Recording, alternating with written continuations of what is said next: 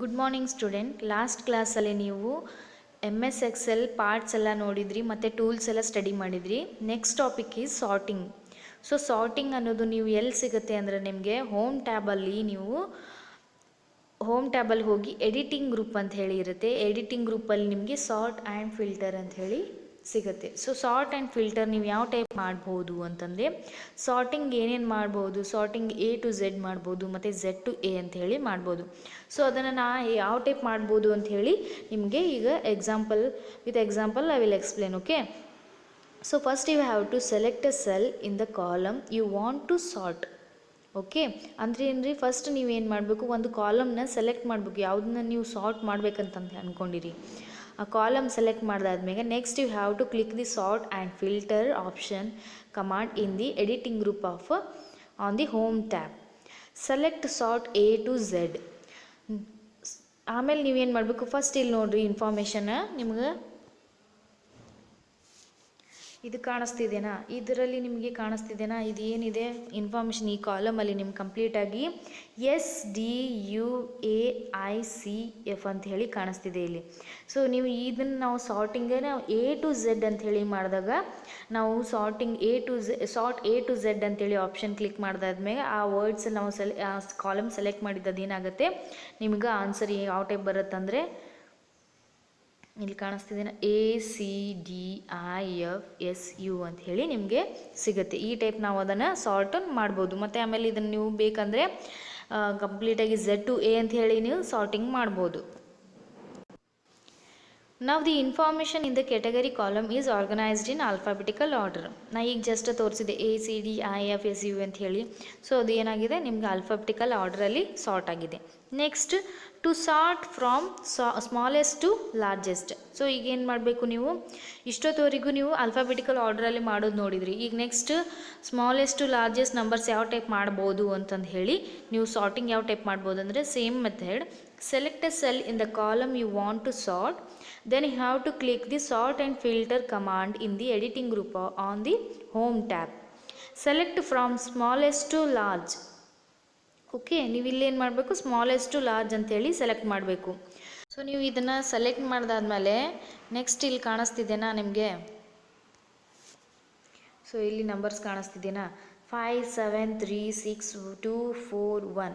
So ಅದನ್ನು ನಾವು sort ಮಾಡಿದಾಗ ಸ್ಮಾಲೆಸ್ಟ್ ಟು ಲಾರ್ಜೆಸ್ಟ್ ಅಂತ ಹೇಳಿ ಮಾಡಿದಾಗ ಅದು ನಮ್ಗೆ ಏನಾಗುತ್ತೆ, ಸ್ಮಾಲೆಸ್ಟ್ ಟು ಲಾರ್ಜೆಸ್ಟ್ ಒಳಗೆ ಆರ್ಗನೈಸ್ ಆಗಿ ನಮಗೆ ರಿಸಲ್ಟ್ ತೋರಿಸುತ್ತೆ 1 2 3 4 5 6 7. ಸೊ ನಾವು ಈ ಟೈಪ್ನ ಸಾರ್ಟಿಂಗ್ ಮಾಡ್ಬೋದು. Next topic is cell referencing. So cell referencing ಅಂದ್ರೆ ಏನ್ರಿ? Cell referencing are the addresses of a cell or a range of cells that are referred in a functions or a formulas contained in the other cells. So ನೀವು cell referencing ಅಂದರೆ ಏನ್ರಿ, ಇದೊಂದು address ಅಂತ ಹೇಳಿ ಕರಿಬೋದು. ಸೆಲ್ದು address ಅಥವಾ range of cells ಅಂದರೆ ಒಂದಿಷ್ಟು ನಾವು ಎಷ್ಟು ಸೆಲ್ಸ್ ಸೆಲೆಕ್ಟ್ ಮಾಡ್ತೀವಲ್ಲ ಆ ಸೆಲ್ಲಿಂದು ಅಡ್ರೆಸ್ ಅಂತ ಹೇಳಿ ಕರಿಬೋದು. ಅದನ್ನು ನಾವು ರೆಫರ್ ಮಾಡೋಕೆ ಫಂಕ್ಷನ್ಸ್ ಅಥವಾ ಫಾರ್ಮುಲಾ ಏನೇನು ಕಂಟೆಂಟ್ ಇರುತ್ತಲ್ಲ ಅದು ಈ ಬೇರೆ ಸೆಲ್ ಒಳಗೆ ಅದನ್ನು ರೆಫರ್ ಮಾಡೋಕೆ ನಾವು ಇದನ್ನು ಸೆಲ್ ರೆಫರೆನ್ಸ್ ಅಂತ ಹೇಳಿ ಕರಿತೀವಿ. ಓಕೆ, ಇದರಲ್ಲಿ ನೀವು ಎಷ್ಟು 2 ಟೈಪ್ಸ್ ಬರುತ್ತೆ. ಸೊ ಯಾವ್ಯಾವ ಅಂದರೆ relative reference, next absolute reference. So relative reference ಅಂದ್ರೇನು? So relative reference is the reference where the cell address is based on relative position of the cell containing the formula in a worksheet. So ನಾವು relative reference ಅಂದರೆ ಏನ್ರಿ, ಇದೊಂದು cell address ಇದು ಸಮೇತ. ಈ relative reference ಅನ್ನೋದು cell address. ಅದು ಯಾವ ಬೇಸ್ ಮೇಲೆ ಇರುತ್ತಂದರೆ ರಿಲೇಟಿವ್ ಪೊಸಿಷನ್. ಈಗ ಸೆಲ್ದು ಏನೇನು ಇನ್ಫಾರ್ಮೇಷನ್ ಕಂಟೈನ್ ಆಗಿರುತ್ತಲ್ಲ ಫಾರ್ಮುಲಾ ಅದರಲ್ಲಿ, ಅದ್ರದ್ದು ರಿಲೇಟಿವ್ ಪೊಸಿಷನ್ ಏನಿರುತ್ತಲ್ಲ ಅದ್ರ ಮೇಲೆ ನಾವು ಆ ಬೇಸ್ ಮೇಲೆ ಅದನ್ನು ರಿಲೇಟಿವ್ ರೆಫರೆನ್ಸ್ ಅಂತ ಹೇಳಿ ಕರಿತೀವಿ. ಓಕೆ, ಅದನ್ನು ನಾವು ಇಲ್ಲಿ ಎಕ್ಸಾಂಪಲ್ ಯಾವ ಟೈಪ್ ನಾವು ಚೆಕ್ ಮಾಡ್ಬೋದು ಅಂದರೆ, ಸೊ ನೀವು ಇಲ್ಲಿ ನೋಡ್ಬೋದು relative cell reference is based on the relative position of the cell. If the position of the cell that contains the reference changes, the reference it self is changed. ಅಂದರೆ ಏನ್ರಿ ಇದ್ರ ಅರ್ಥ, ನಾವೀಗ ಏನು ಮಾಡ್ತೀವಿ ಇದರಲ್ಲಿ ರಿಲೇಟಿವ್ ಪೊಸಿಷನ್, ಒಂದು ಸೆಲ್ಲಿಂದ relative position ಏನಿರುತ್ತೆ ಅಥವಾ ಸೆಲ್ ಆಫ್ ಒಂದಿಷ್ಟು ರೇಂಜ್ ಆಫ್ ಸೆಲ್ಲಿಂದು ರಿಲೇಟಿವ್ ಪೊಸಿಷನ್ ಏನಿರುತ್ತೆ ಆ ಬೇಸ್ ಮೇಲೆ ನಾವು ರಿಲೇಟಿವ್ ರೆಫರೆನ್ಸ್ ಅಂತ ಹೇಳಿ ಕರಿತೀವಿ. ಸೊ ಆ ಸೆಲ್ ಏನಾಗಿರುತ್ತೆ, ರೆಫರೆನ್ಸ್ ಏನೇನು ಚೇಂಜಸ್ ಆಗಿರುತ್ತೆ ಅದರೊಳಗೆ ಚೇಂಜಸ್ ಆದರೆ ಅದೇನು ಮಾಡ್ತೈತಿ, ಅದ್ರ ತನ್ನಷ್ಟಕ್ಕೆ ತಾನೇ ಚೇಂಜ್ ಆಗುತ್ತೆ. ಸೊ ಆ ಟೈಪ್ ನಾವು ಅದನ್ನು ಹೇಳ್ಬೋದು. ಈಗ ನೋಡಿ, ಈಗ ಎಕ್ಸಾಂಪಲ್ ಆಗಿ ನಿಮಗೆ ಇಲ್ಲಿ ಬಾಕ್ಸಲ್ಲಿ ಕಾಣಿಸ್ತಿದೆನಾ, ಈ ಬಾಕ್ಸಲ್ಲಿ ನೀವು ನೋಡ್ಬೋದು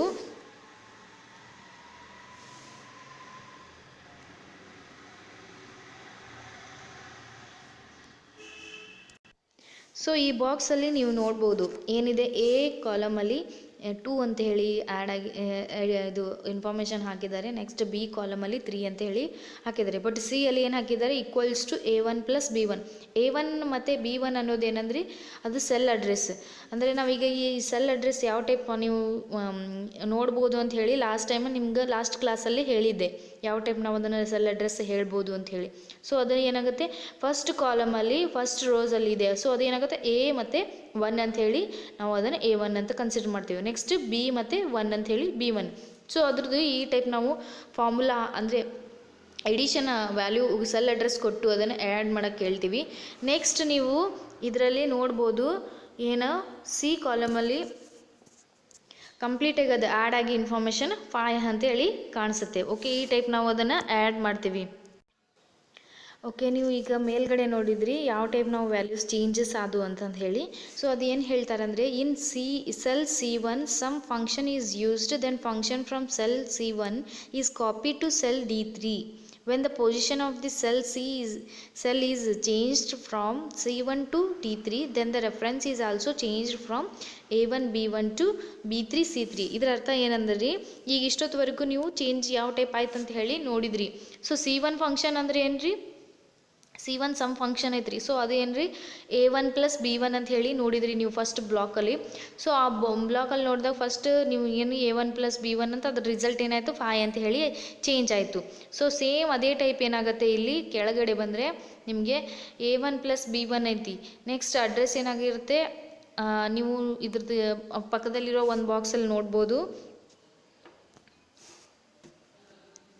ಸೊ ಈ ಬಾಕ್ಸ್ ಕಾಣಿಸ್ತಿದ್ದೇನಾ, ಈ ಬಾಕ್ಸಲ್ಲಿ ನೋಡ್ಬೋದು ನೀವು ವ್ಯಾಲ್ಯೂಸು ಏನು 2 3 5 2 3 ಇದು 5 ಆಗಿದ್ದು ನಿಮ್ಗೆ ಕಾಣಿಸ್ತಿದ್ದೇನಾ. ಅದು ಏನಾಗುತ್ತೆ, ನೆಕ್ಸ್ಟ್ ವ್ಯಾಲ್ಯೂ ಏನಾಗಿರುತ್ತೆ, ಥರ್ಡ್ ರೋ ಅಲ್ಲಿ 4 ಮತ್ತು 6 ಆ್ಯಡ್ ಮಾಡಿದ್ದಾರೆ. ಸೊ 4 ಮತ್ತು 6 ಆ್ಯಡ್ ಮಾಡಿದಾಗ ಸೇಮ್ ಅದೇ ಸಮ್ ಫಂಕ್ಷನ್ ಏನಾಗುತ್ತೆ ಇಲ್ಲಿ ಅಪ್ಲಿಕೇಬಲ್ ಆಗುತ್ತೆ, ಅದೇನಾಗುತ್ತೆ 10 ಅಂತ ಹೇಳಿ ಬರುತ್ತೆ. ಸೊ ಇದರ ಅಡ್ರೆಸ್ ಏನಾಗ್ಬೋದು, ನಾವೀಗ ಚೇಂಜ್ ಆಗುತ್ತೆ. ಅಲ್ಲಿ ಏನಿತ್ತು, A1 + B1 ಅಂತ ಹೇಳಿ ಅಡ್ರೆಸ್ ಇತ್ತು, ಇಲ್ಲಿ ಚೇಂಜ್ ಆಗಿ ಏನಾಗುತ್ತೆ B3 ಮತ್ತು C3 ಅಂತ ಹೇಳಿ ಆಗುತ್ತೆ. ಸೊ ನಾವು ಈ ಟೈಪ್ ನಾವು ಚೇಂಜಸ್ ನೋಡ್ಬೋದು ಇಲ್ಲಿ. ನೆಕ್ಸ್ಟ್ ನಿಮ್ಗೆ ಆಬ್ಸಲ್ಯೂಟ್ ರೆಫರೆನ್ಸ್. ಸೊ ಇಷ್ಟೊತ್ತವರೆಗೂ ನೀವು ರಿಲೇಟಿವ್ ರೆಫರೆನ್ಸ್ ನೋಡಿದ್ರಿ. ಆಬ್ಸಲ್ಯೂಟ್ ರೆಫರೆನ್ಸ್ ಅಂದ್ರೆ ಏನ್ರಿ, absolute reference, what is absolute reference? Absolute reference is the reference where the exact cell address is considered in a formula regardless of the position of the cell containing the formula in a worksheet. ಅಂದರೆ ಏನ್ರಿ ಇದ್ರೊಳಗೆ ಇದ್ರ ಅರ್ಥ ಅಂದ್ರೆ ಏನಂದ್ರಿ, absolute reference ಅನ್ನೋದು ಇದು exact cell address ಇರುತ್ತೆ ಕನ್ಸಿಡರ್ ಮಾಡ್ತೈತಿ. ಅದು ಫಾರ್ಮುಲಾ ಅದ್ರ ಇರಲಿ, ಅದ್ರ ಏನೇ ಪೊಸಿಷನ್ ಇದ್ರೂ ಅದೇನು ಕಂಪ್ಲೀಟಾಗಿ ಅದು ಸೆಲ್ ಅಡ್ರೆಸ್ ಏನಿರುತ್ತೆ ಅದ್ರ ಮ್ಯಾಗ ಅದು ಡಿಪೆಂಡ್ ಆಗಿರ್ತೈತೆ. ಅದು ಕಂಪ್ಲೀಟಾಗಿ ಫಾರ್ಮುಲಾ ಏನು ಕಂಟೆಂಟ್ ಆಗಿರ್ತೈತಲ್ಲ ಅದ್ರ ಪೊಸಿಷನ್ ಮೇಲೆ ನಾವು ಇದನ್ನು ಆಬ್ಸಲ್ಯೂಟ್ ರೆಫರೆನ್ಸ್ ಅಂತ ಹೇಳಿ ಕರಿಬೋದು. An absolute cell reference as a always refers to a cell in a specific location. If the position of the cell that contains the formula changes, the absolute reference remains the same. So ನೀವು ಆಗಲೇ relative reference ನೋಡಿದ್ರಿ. Relative ರೆಫರೆನ್ಸಲ್ಲಿ ಏನಾಗಿತ್ತು, ನೀವು values ಏನೇ ಇದು reference ನೀವು ಅಲ್ಲೇನು values add ಮಾಡಿದ್ರಿ, ವ್ಯಾಲ್ಯೂಸ್ ಆ್ಯಡ್ ಮಾಡಿದಾದ್ಮ್ಯಾಗ ಅದು ಏನು ಫಾರ್ಮುಲಾಸ್ ಚೇಂಜಸ್ ಆತಲ್ಲ, ಚೇಂಜಸ್ ಆದಮೇಲೆ ಅದೇನಾಯ್ತು, ಅದ್ರದ್ದು ಕಂಪ್ಲೀಟಾಗಿ ಸೆಲ್ ಅಡ್ರೆಸ್ಸು ಚೇಂಜ್ ಆಯಿತು. ಸೊ ಇಲ್ಲೇನಾಗುತ್ತೆ, ಆಬ್ಸಲ್ಯೂಟ್ ರೆಫರೆನ್ಸಲ್ಲಿ ನೀವು ಫಾರ್ಮುಲಾಸ್ ಚೇಂಜ್ ಮಾಡಿದ್ರು ಅದು ಯಾವ ಸೆಲ್ ಅಡ್ರೆಸ್ ಇರುತ್ತಲ್ಲ ಅದೇ ಸೆಲ್ ಅಡ್ರೆಸ್ಸಲ್ಲಿ ಫಾರ್ಮುಲಾಸ್ ಚೇಂಜ್ ಮಾಡಿದ್ರು ನೀವು ಅದು ಚೇಂಜ್ ಆಗಲ್ಲ. ಸೇಮ್ ಅದೇ ಏನು ಸೆಲ್ ಅಡ್ರೆಸ್ ಇರುತ್ತೆ ಮುಂಚೆ ಅದೇ ಟೈಪ್ ಸೆಲ್ ಅಡ್ರೆಸ್ಸು ನೆಕ್ಸ್ಟ್ ಅಲ್ಲಿನೂ ಪ್ರೆಸೆಂಟ್ ಆಗಿರುತ್ತೆ. ಸೊ ಇದು ಕಾಣಿಸ್ತಿದೆಯಲ್ಲ ನಿಮಗೆ, ಇದನ್ನು ನಾವು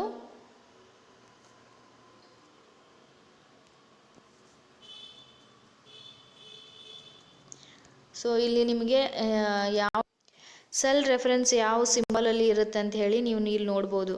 ಇದು ಕಾಣಿಸ್ತಿದೆನಾ, $A$1 ಅಂತ ಹೇಳಿ. ಸೊ ಇದನ್ನು ನಾವು ಕನ್ಸಿಡರ್ ಮಾಡ್ಬೋದು ಈ ಫಾರ್ಮ್ ಒಳಗೆ ನಾವು ಈ ಸೆಲ್ ಆಬ್ಸಲ್ಯೂಟ್ ರೆಫರೆನ್ಸ್ನ ಬರಿತೀವಿ. ಓಕೆ, ನೆಕ್ಸ್ಟ್ ಇಲ್ಲಿ ನೋಡ್ಬೋದು ನೀವು ಇಷ್ಟೊತ್ತುವರೆಗೂ ನೋಡಿದ್ರಿ ಆಬ್ಸಲ್ಯೂಟ್ ಸೆಲ್ ರೆಫರೆನ್ಸ್ನ ನಾವು ಯಾವ ಟೈಪ್ ರೆಫರ್ ಮಾಡ್ತೀವಿ ಅಂತ ಹೇಳಿ. ಅದ್ರ ಲೊಕೇಶನ್ ಏನೇ ಇದ್ರೂ, ಅದ್ರ ಪೊಸಿಷನ್ ಆಫ್ ದಿ ಸೆಲ್ ಏನೇ ಇದ್ರೂ, ಅದರೊಳಗೆ ಏನೇ ಕಂಟೆಂಟ್ ಇದ್ರೂ, ಫಾರ್ಮುಲಾ ಒಂದೊಳಗೆ ಚೇಂಜ್ ಆದರೂ ಆಬ್ಸಲ್ಯೂಟ್ ರೆಫರೆನ್ಸ್ ಏನಾಗುತ್ತೆ, ಈ ಮುಂಚೆ ಯಾವ ಟೈಪ್ ಇತ್ತು ಅದೇ ಟೈಪು ಸೇಮ್ ಈಗ ಇರುತ್ತೆ, ಚೇಂಜಸ್ ಆಗಂಗಿಲ್ಲ ಅದರಲ್ಲಿ. ಸೊ ಎಕ್ಸಾಂಪಲ್ ನೀವು ಇಲ್ಲಿ ನೋಡ್ಬೋದು, in cell C1 sum function is used. ಆಗಲೇ ನೀವು ರಿಲೇಟಿವ್ ರೆಫರೆನ್ಸಲ್ಲಿ ಸಮ್ ಫಂಕ್ಷನ್ ಯಾವ ಟೈಪ್ ಯೂಸ್ ಮಾಡಿದ್ರಿ, ಇಲ್ಲಿನೂ ಸಮ್ ಫಂಕ್ಷನ್ ಯೂಸ್ ಮಾಡ್ತೀವಿ. ಸೊ ಅದ್ರ ಸಿಂಬಾಲ್ ಕಾಣಿಸ್ತಿದೆನಾ ನಿಮಗೆ, $A$1 ಪ್ಲಸ್ $B$1 ಅಂತ ಹೇಳಿ ಕರಿತೀವಿ. ಸೊ ಅದೇನಾಗುತ್ತೆ, ಸೊ ಈ ಟೈಪ್ ನಾವು ಇಂಡಿಕೇಟ್ ಮಾಡ್ತೀವಿ ಆಬ್ಸಲ್ಯೂಟ್ ರೆಫರೆನ್ಸ್ನ. ಸೊ ಅದನ್ನು ನಾವು ಆ್ಯಡ್ ಮಾಡಿದಾಗ ಅದೇನಾಗುತ್ತೆ 5 ಅಂತ ಇಲ್ಲಿ ಕಾಣಿಸ್ತಿದೆನಾ. Then function from cell C1 is copy to cell D3. So ಅದೇನಾಗುತ್ತೆ, ನೆಕ್ಸ್ಟ್ ಸೆಲ್ C1ಇಂದ ಸೆಲ್ D3ಗೆ ಅದು ಕಾಪಿ ಆಗುತ್ತೆ ಫಂಕ್ಷನ್. ಆ ಫಂಕ್ಷನ್ ಅಂದರೆ ಸಮ್ ಫಂಕ್ಷನ್ ಅದೇನಾಗುತ್ತೆ, ಕಾಪಿ ಆಗುತ್ತೆ. When the position of the cell is changed from C1 to D3, then the absolute reference remains the same. Is used for constant row or a column. So ಇದೇನಾಗುತ್ತೆ ರೀ, next ನಾವು ಈ dollar ಅನ್ನೋ symbol ಎದಕ್ಕೆ use ಮಾಡ್ತೀವಿ ಅಂದರೆ constant rho ಅಥವಾ constant column use ಮಾಡ್ತಿದ್ದೇವೆ ಅಂದರೆ ಅದಕ್ಕೋಸ್ಕರ ಡಾಲರ್ನ ಯೂಸ್ ಮಾಡ್ತೀವಿ ನಾವು. ಆಬ್ಸಲ್ಯೂಟ್ ರೆಫರೆನ್ಸ್ ಏನಾಗುತ್ತೆ, ಒಂದು ವೇಳೆ ನಾವು ಫಾರ್ಮುಲಾ ಚೇಂಜ್ ಮಾಡಿದ್ರು ಅಥವಾ ಒಂದು ಸೆಲ್ಲಿಂದ ಇನ್ನೊಂದು ಸೆಲ್ಲಿಗೆ ಚೇಂಜ್ ಮಾಡಿದ್ರು, ಅದು ಏನಾಗುತ್ತೆ ಆ್ಯಸ್ ಇಟ್ ಈಸ್ ಅದು ರಿಮೇನ್ ಆಗಿರುತ್ತೆ, ಚೇಂಜಸ್ ಆಗಿರೋದಿಲ್ಲ ಅದ್ರ ವ್ಯಾಲ್ಯೂ. ಓಕೆ, ಇಲ್ಲಿ ಕಾಣಿಸ್ತಿದ್ದೇನೆ. ನೆಕ್ಸ್ಟ್ ಬ್ಲಾಕಲ್ಲಿ ಇಲ್ಲಿ C1ನಿಂದ D3 ಶಿಫ್ಟ್ ಆಗಿದೆ. ಸೊ ಅಲ್ಲಿ ಏನಾಗುತ್ತೆ, ವ್ಯಾಲ್ಯೂಸೇ 5 ಅಂಥೇಳಿ ನಾವು ಕಾಣ್ಬೋದು ಇಲ್ಲಿ. ಓಕೆ, ನಾವು ಈ ಟೈಪ್ ನಾವು ನೋಡ್ಬೋದು. ನೆಕ್ಸ್ಟ್ ನಿಮಗೆ ಬಂದು ಮಿಕ್ಸ್ಡ್ ರೆಫರೆನ್ಸ್. ಇಷ್ಟೊತ್ತವರೆಗೂ ನೀವು ಆಬ್ಸಲ್ಯೂಟ್ ರೆಫರೆನ್ಸ್ ಮತ್ತು ರಿಲೇಟಿವ್ ರೆಫರೆನ್ಸ್ ನೋಡಿದ್ರಿ. ಮಿಕ್ಸ್ಡ್ ರೆಫರೆನ್ಸ್ ಅಂದರೆ ಏನು?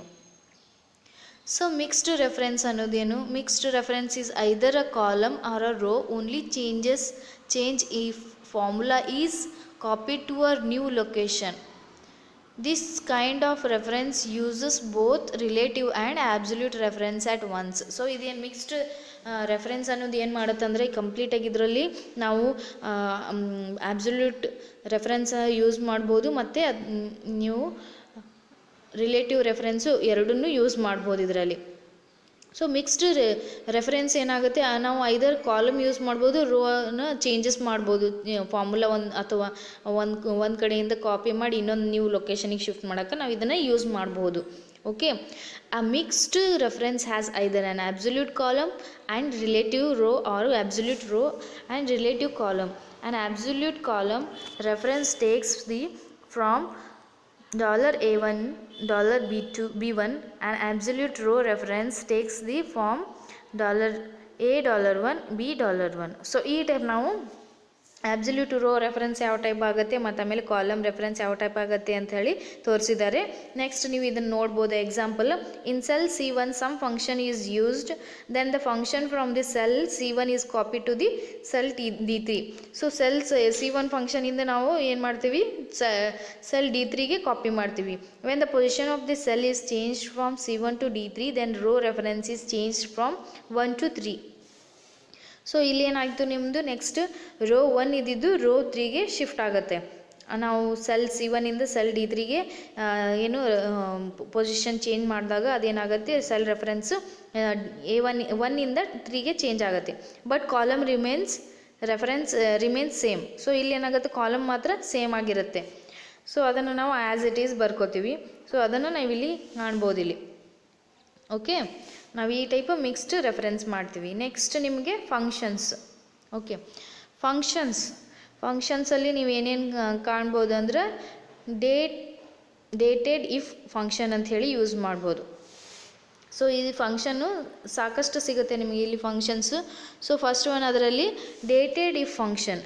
So syntax of a dated if function ಏನಾಗಿರುತ್ತೆ, ಡೇಟೆಡ್ ಇಫ್ ಬ್ರ್ಯಾಕೆಟಲ್ಲಿ start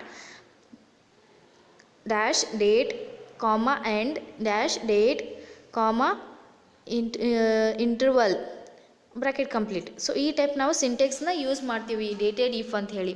start date from which you want to calculate difference. So ನಾವು ಈ ಡೇಟಿಗೆ ನಾವು ಯಾವ ಟೈಪ್ ನಾವು ಡೇಟ್ ಪರ್ಪಸ್ಸಿಗೆ ನಾವು ಇದನ್ನು ಯೂಸ್ ಮಾಡ್ತೀವಿ. ಸೊ ಡೇಟನ್ನು ನಾವು ಏನು ಮಾಡಬೇಕು, ಫಸ್ಟ್ ನಾವು ಸ್ಟಾರ್ಟ್ ಡೇಟ್ ಅಂದರೆ ಯಾವ ಡೇಟಿಂದ ನಾವು ಕ್ಯಾಲ್ಕುಲೇಟ್ ಮಾಡೋಕ್ಕೆ ಇಷ್ಟಪಡ್ತೀವಲ್ಲ ಆ ಡೇಟನ್ನು ಕನ್ಸಿಡರ್ ಮಾಡಿ.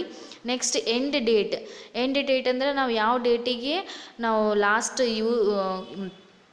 ಕ್ಯಾಲ್ಕುಲೇಟ್ ಮಾಡೋಕ್ಕೆ ಅಂದರೆ ಇವೆರಡರದ್ದು ಡಿಫ್ರೆನ್ಸ್ ಕ್ಯಾಲ್ಕುಲೇಟ್ ಮಾಡೋಕ್ಕೆ ಯೂಸ್ ಮಾಡ್ತೇವಲ್ಲ ಅದು ಲಾಸ್ಟ್ ಎಂಡ್ ಡೇಟ್ನ ನಾವು ಸೆಲೆಕ್ಟ್ ಮಾಡ್ತೀವಿ. ಇಂಟರ್ವಲ್ ಅಂದರೆ form in which you want to calculate difference. So ಯಾವ ಡೇಟಿಂದ ನೀವು ಯೂಸ್ ಮಾಡ್ಬೇಕು ಅಂದ್ಕೊಂಡಿರ್ತೀರಿ ಅದನ್ನು. ಸೊ ನೀವು ಇಲ್ಲಿ ಬಾಕ್ಸಲ್ಲಿ ಕಾಣ್ಬೋದು my date of birth, today's date. Okay, so my date of birth ಏನಾಗೈತಿ ಅಲ್ಲಿ 23/6/1993 ಐತಿ. ಟುಡೇಸ್ ಡೇಟ್ ಏನಾಗಿದೆ 10/1/2013. ಸೊ ಫಂಕ್ಷನ್ಸ್ ನೀವು ಇಲ್ಲಿ ನೋಡ್ಬೋದು ಯಾವ ಟೈಪ್ ಫಂಕ್ಷನ್ಸ್ ಮಾಡಿಸ್ತಿದ್ದೆ ನೋಡ್ಬೋದು ಯಾವ ಟೈಪ್ ಆಗುತ್ತೆ ಅಂತೇಳಿ. ನಂಬರ್ ಆಫ್ ಡೇಸ್ ಡೇಟೆಡ್ ಇಫಲ್ಲಿ B1 B2 D ಅಂತ ಹೇಳಿ ಕನ್ಸಿಡರ್ ಮಾಡಿದ್ದಾರೆ. ಅಂದರೆ ಎಷ್ಟು ಡೇಟ್ಸ್ ಆಗುತ್ತೆ ಇಲ್ಲಿವರೆಗೂ, ಅಂದರೆ ನೀವು ಹುಟ್ಟಿದಾಗಿಂದ ಲಾಸ್ಟ್ ಇವತ್ತಿನ ಡೇಟ್ವರೆಗೂ ಎಷ್ಟು ಡೇಸ್ ಆಗುತ್ತೆ ಅದನ್ನು ಕ್ಯಾಲ್ಕುಲೇಟ್ ಮಾಡೋದು. ನಂಬರ್ ಆಫ್ ಮಂತ್ಸ್ ಎಷ್ಟು ಮಂತ್ಸ್ ಆಗಿದೆ, ಆಮೇಲೆ ನಂಬರ್ ಆಫ್ ಇಯರ್ಸ್ ಎಷ್ಟು ಇಯರ್ಸ್ ಆಗಿದೆ ಅದನ್ನು ಕ್ಯಾಲ್ಕುಲೇಟ್ ಮಾಡಿ. ಆಮೇಲೆ ನೆಕ್ಸ್ಟ್ ಆನ್ಸರ್ ಏನಾಗಿರುತ್ತೆ, ನಂಬರ್ ಆಫ್ ಇಯರ್ಸ್ ಏನಾಗುತ್ತೆ, ನಂಬರ್ ಆಫ್ ಇಯರ್ಸ್ ಅಂತಂದು ಹೇಳಿ ನಾವು ಇಷ್ಟೊತ್ತವರೆಗೂ ನಂಬರ್ ಆಫ್ ಡೇಸು ಮತ್ತು ಮಂತ್ಸು ಇಯರ್ಸ್ ಕ್ಯಾಲ್ಕುಲೇಟ್ ಮಾಡಿದ್ವಿ. ನೆಕ್ಸ್ಟ್ ನಂಬರ್ ಆಫ್ ಇಯರ್ಸ್ ಏನಾಯಿತು 19, ಮಂತ್ಸ್ ಆಫ್ ಇಯರ್ ಏನಾಯಿತು 6, ಈ ಮಂತಿಂದು ಟೋಟಲಾಗಿ ಆ ಮಂತಿಂದು 6 ಆಯಿತು. ನೆಕ್ಸ್ಟ್ ಡೇಸ್ ಓವರ್ ಮಂತ್, ಈಗ ಪ್ರೆಸೆಂಟ್ ನೀವು ಎಷ್ಟು ವಯಸ್ಸಾಗಿದೆ ಅಂತ ಹೇಳಿ ಕನ್ಸಿಡರ್ ಮಾಡೋಕೆ ನಾವು ಇದನ್ನು ಯೂಸ್ ಮಾಡ್ತೀವಿ. ಇಲ್ಲಿವರೆಗೂ ನಿಮ್ದು ಎಷ್ಟು 19 ಇಯರ್ಸು 6 ಮಂತ್ಸ್ ಆಯಿತು, ನೆಕ್ಸ್ಟು 18 ಡೇಸ್ ಆಯಿತು. ಸೊ ಅದನ್ನು ನಾವು ರಿಸಲ್ಟೇ ಇಲ್ಲಿ ನೋಡ್ಬೋದು. This is that I am 19 years 6 months and 18 year old ಅಂತ ಹೇಳಿ. ಸೊ ಇದನ್ನು ನಾವು ಈ ಟೈಪ್ ಮಾಡ್ಬೋದು. ಡಿ ಅಂದರೆ ಡೇಸು, ಎಮ್ ಅಂದರೆ ಮಂತ್ಸ್ ಅಂತ ಹೇಳಿ ಕನ್ಸಿಡರ್ ಮಾಡ್ಬೋದು. ಮತ್ತು ವಾಯ್ ಅಂದರೆ ಇಯರ್ಸ್, ಎಮ್ ಅಂದರೆ months over year, M D ಅಂದರೆ ಡೇಸ್ ಓವರ್ ಮಂತ್. ಸೊ ಈ ಟೈಪ್ ನಾವು ಇಲ್ಲಿ ಚೆಕ್ ಮಾಡ್ಬೋದು. Okay, next function sum if function. So sum if ಫಂಕ್ಷನಲ್ಲಿ ಏನು ಬರುತ್ತೆ ಸಿಂಟೆಕ್ಸ್, ಸಮ್ ಇಫ್ ಫಂಕ್ಷನಲ್ಲಿ range criteria sum dash range ಅಂತ ಹೇಳಿ ನಾವು ಕನ್ಸಿಡರ್ ಮಾಡ್ತೇವೆ ಬ್ರಾಕೆಟ್ ಕ್ಲೋಸ್. ರೇಂಜ್ ಅಂದರೆ ಏನು ರೀ, range of cells on which conditions are applied. ಈ ಅಷ್ಟು ರೇಂಜ್ ಆಫ್ ಸೆಲ್ಸ್ ನೀವು ಕನ್ಸಿಡರ್ ಮಾಡ್ಬೇಕು ಅಂದ್ಕೊಂಡಿರ್ತೀರಿ, ಅದ್ರ ಮೇಲೆ ಕಂಡೀಷನ್ ಅಪ್ಲೈ ಮಾಡ್ಬೇಕು ಅಂದ್ಕೊಂಡಿರ್ತೀರಲ್ಲ ಸಮ್ ಇಫ್ ಫಂಕ್ಷನ್ನ. ಸೊ ಅದನ್ನು criteria condition that defines which cell or a cell will be added. ಕ್ರೈಟೇರಿಯಲ್ಲಿ ಏನಾಗುತ್ತೆ, ನೀವು ಕಂಡೀಷನ್ಸ್ ಯಾವ ಡಿಫೈನ್ ಮಾಡ್ತೀವಲ್ಲ ಯಾವ ಸೆಲ್ಲಿಗೆ ಅಥವಾ ಸೆಲ್ಸಿಗೆ ಅದನ್ನು ಆ್ಯಡ್ ಮಾಡ್ತೀವಲ್ಲ ಅದಕ್ಕೆ ನಾವು ಕ್ರೈಟೇರಿಯಾ ಅಂತ ಕರಿತೀವಿ. Sum range actual sales to some.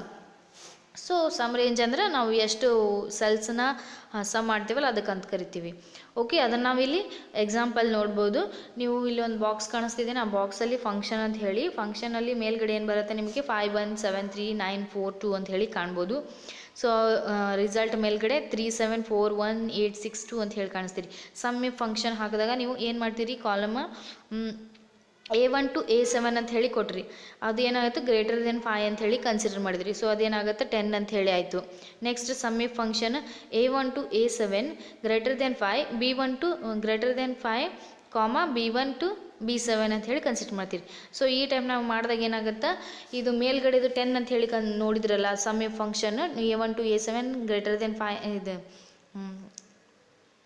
Greater than 5 ಅಂತ ಹೇಳಿ ಕನ್ಸಿಡರ್ ಮಾಡಿದ್ರೆ 10 ಅಂತ ರಿಸಲ್ಟ್ ಬಂತು. ಅದು ಏನಾಗುತ್ತೆ ವಿದೌಟ್ ಸಮ್ ರೇಂಜ್. ಅದು ನಾವು ಒಂದಿಷ್ಟು ಸಮ್ ರೇಂಜ್ ಕನ್ಸಿಡರ್ ಮಾಡಲಾದೆ ವಿದೌಟ್ ಅದನ್ನು ನಾವು ರಿಸಲ್ಟ್ ನೋಡಿರ್ತೀವಿ. ನೆಕ್ಸ್ಟ್ ನಿಮಗೆ ಕಾಣಿಸ್ತಿದೆನಾ ಇಲ್ಲಿ 16 ಅಂತ ಹೇಳಿ sum if A1 to A7 greater than 5, B1 to B7 ಇದು ಸಮ್ ರೇಂಜ್ ರೀ. ಇದು ಒಂದಿಷ್ಟು ರೇಂಜ್ ತೊಗೊಂಡಿದ್ದು ಸಮ್ಮಿಂದು, ಸೊ ಅದ್ರ ಕನ್ಸಿಡರ್ ಮಾಡಿದ್ದು. ಸೊ 16 ಅಂತ ಹೇಳಿ ಆನ್ಸರ್. ಸೊ ಈ ಟೈಪ್ ನಾವು ಸಮ್ ಇಫ್ ಫಂಕ್ಷನ್ ಮಾಡ್ತೀವಿ. Next function if function. So if function syntax ಯಾವ ಟೈಪ್ ನಾವು ಯೂಸ್ ಮಾಡ್ಬೋದು, ಇಫ್ ಅಂದರೆ ಇದು ಲಾಜಿಕಲ್ ಟೈಪ್ ನಮಗೆ ಸಿಗುತ್ತೆ. So if bracket logical text value if true value if false. So if ಅನ್ನೋದು ಟ್ರೂ ಅಂತ ಹೇಳಿ ಕನ್ಸಿಡರ್ ಮಾಡ್ಬೋದು ಅಥವಾ ಫಾಲ್ಸ್ ಅಂತ ಹೇಳಿ ನಾವು ಲಾಜಿಕಲ್ ಯೂಸ್ ಮಾಡ್ತೀವಿ. ಸೊ ಲಾಜಿಕಲ್ ಟೆಕ್ಸ್ಟ್ ಅಂದರೆ any value or expression that can be evaluated to true or false. ಅದನ್ನೇ ನಾನು ಹೇಳಿದ್ನಲ್ರಿ ಈಗ ಜಸ್ಟ್. ಸೊ ಅದೇ ಟ್ರೂಗೆ ಅಥವಾ ಫಾಲ್ಸಿಗೆ ನಾವು ಇದನ್ನು ಯೂಸ್ ಮಾಡ್ತೀವಿ. Next value if true, value that is return if logical text is true. ಅಂದರೆ ಒಂದು ವೇಳೆ ನಾವು ಕೊಟ್ಟಿದ್ದ ವ್ಯಾಲ್ಯೂ ಒಂದು ವೇಳೆ ಟ್ರೂ ಆಗಿದ್ರೆ ಅದರ ಆನ್ಸರ್ ಅದು ಏನಾಗುತ್ತೆ, ನಾವು ವ್ಯಾಲ್ಯೂ ಇಫ್ ಟ್ರೂ ಅಂತೇಳಿ ಕನ್ಸಿಡರ್ ಮಾಡ್ಬೋದು. ಒಂದು ವೇಳೆ ಫಾಲ್ಸ್ ಆಗಿದ್ರೆ ಅದನ್ನು ವ್ಯಾಲ್ಯೂ ಇಫ್ ಫಾಲ್ಸ್ ಅಂಥೇಳಿ ಕನ್ಸಿಡರ್ ಮಾಡ್ತೀವಿ. ಸೊ ಅದನ್ನು ಯಾವ ಟೈಪ್ ನಾವು ಎಕ್ಸಾಂಪಲ್ ನೋಡ್ಬೋದು ಅಂದರೆ, ಸೊ ಇಫ್ ಫಂಕ್ಷನಲ್ಲಿ ಏನು ನಿಮ್ಗೆ ಇಲ್ಲಿ ಎಕ್ಸಾಂಪಲ್ ಕಾಣಿಸ್ತಿದ್ದೀನ, if bracket A2 is smaller than 5 true or false. So ಈ ಟೈಪ್ ಕೇಳಿದ್ದಾರೆ. A2 ಅಂತಂದ್ರದು ನಿಮ್ಗೆ 5 ಅಂಥೇಳಿ ಇಲ್ಲಿ ನಿಮ್ಗೆ ಕಾಣ್ಬೋದು, ಇಲ್ಲಿ ಎ ಕಾಲಮಲ್ಲಿ 5 ಅಂಥೇಳಿ. ಸೊ 5 ಈಸ್ ಸ್ಮಾಲರ್ ದೆನ್ 5 ಅಲ್ಲ, ಅದು ಫಾಲ್ಸ್ ಆಗುತ್ತೆ. ಸೊ ಅದನ್ನು ನಾವು ಫಾಲ್ಸ್ ಅಂಥೇಳಿ ಕನ್ಸಿಡರ್ ಮಾಡ್ತೀವಿ. Next if A2 is greater than 5 true or false. So ಅಂದರೆ ಏನು ರೀ, A2 ಗ್ರೇಟರ್ ದೆನ್ 5, A2 ಅನ್ನೋ ವ್ಯಾಲ್ಯೂ ಏನೈತೆ ರೀ 5 ಈಸ್ ಗ್ರೇಟರ್ ದೆನ್ 5 ರೀ, ಅಲ್ರಿ ಅದು ಏನಾಗುತ್ತೆ ಫಾಲ್ಸ್ ಅಂತೇಳಿ ಕನ್ಸಿಡರ್ ಮಾಡ್ತೀರಿ. ನೆಕ್ಸ್ಟ್ ನಿಮ್ಗೆ function if A2 is equals to 5 true or false. So A2 equals to 5 ಅಂದ್ರೆ ಏನು ರೀ, ವ್ಯಾಲ್ಯೂ ಏನೈತಿ 5 ಈಕ್ವಲ್ಸ್ ಟು 5 ಅಂದರೆ ಅದು ಟ್ರೂ ಐತಲ್ರಿ, ಸೊ ಟ್ರೂ ಅಂತೇಳಿ ಕನ್ಸಿಡರ್ ಮಾಡ್ತೀರಿ. Next if A2 is smaller than 5 20 10. So ಏನು ಕೇಳ್ಯಾರ ರೀ, 5 ಒಂದೇ ಕೇಳಿಲ್ರಿ, ಇಲ್ಲಿ 20 10 ಅಂತ ಕೇಳ್ಯಾರ. ಸೊ ನಮಗೇನು ವ್ಯಾಲ್ಯೂ ಏನೋ ತೋರಿಸ್ಬೇಕು ನಾವು ರಿಸಲ್ಟಲ್ಲಿ 10 ಅಂತ ಹೇಳಿ ತೋರಿಸ್ಬೋದು. ಯಾಕಂದರೆ ನಮಗೆ A2 ವ್ಯಾಲ್ಯೂ 5 ಅಂತ ಐತಿ. ಸೊ 5ಕ್ಕಿಂತ 5 ಸಣ್ಣದಾಗ ಇದು 5 ಮತ್ತು ಫಾಲ್ಸ್ ಆಗುತ್ತೆ. ಸೊ 20 10 ಬರುತ್ತೆ. ಸೊ 10 ಅಂತ ಹೇಳಿ ನಾವು ರಿಸಲ್ಟ್ ಕನ್ಸಿಡರ್ ಮಾಡ್ತೀರಿ. Next if A2 is greater than or equals to 5 20 10 ಅಂತ ಹೇಳಿ ಕರೆದಿದ್ದಾರೆ. ಸೊ ಈಕ್ವಲ್ಸ್ ಟು ಮತ್ತು ಆಮೇಲೆ ಗ್ರೇಟರ್ ಅಂತಂದರೆ 5 ಅಂತೂ ಈಕ್ವಲ್ ಆಯಿತು, ಬಟ್ ಗ್ರೇಟರ್ ಅಂತೂ ಆಗಲ್ಲ. ಸೊ 20 ಕನ್ಸಿಡರ್ ಮಾಡ್ಬೋದು ಅಥವಾ ನೀವು 10 ಅಂತ ಹೇಳಿ ಕನ್ಸಿಡರ್ ಮಾಡ್ಬೋದು. If A2 is smaller than or equals to 5 AB ಅಂಥೇಳಿ ಕೇಳಿದ್ದಾರೆ. ಸೊ ನಾವು ಇಲ್ಲಿ ಏನು ಮಾಡ್ಯಾರೆ, ಎ ಅಂಥೇಳಿ ಈಕ್ವಲ್ಸು ಅಂದರೆ ಎ ಅಂತಂದೇ ಬರುತ್ತೆ. ಸೊ ಎ ಅಂತ ಕನ್ಸಿಡರ್ ಮಾಡಿದ್ದಾರೆ. Next if A2 is greater than 5 AB ಅಂತ ಕೇಳಿದ್ದಾರೆ. So but A2 greater than 5 ಅಂತೂ ಆಗೋದಿಲ್ಲ, ಯಾಕಂದರೆ A2 ವ್ಯಾಲ್ಯೂ 5 ಅಂತ ಇದೆ ಆಲ್ರೆಡಿ. 5 ಈಸ್ ಗ್ರೇಟರ್ ದೆನ್ 5 ಆಗೋದಿಲ್ಲ. ಸೊ ಅದಕ್ಕೆ ನಾವು B ಅಂಥೇಳಿ ಕನ್ಸಿಡರ್ ಮಾಡ್ಬೋದು. In column B different conditions are used and based on this. In column C different results R shown. So ನಿಮ್ಗೆ ಗೊತ್ತಾಯ್ತು ರೀ ಇಲ್ಲಿ ತನಕ ನೋಡಿದ್ದು. ಸೊ ಇಲ್ಲಿವರೆಗೂ ನೀವು ಫಂಕ್ಷನ್ಸ್ ಕಲ್ತ್ರಿ, ಇನ್ನೊಂದಿಷ್ಟು ಅದಾವ ನೆಕ್ಸ್ಟ್ ಕ್ಲಾಸಲ್ಲಿ ಎಕ್ಸ್ಪ್ಲೇನ್ ಮಾಡ್ತೀನಿ.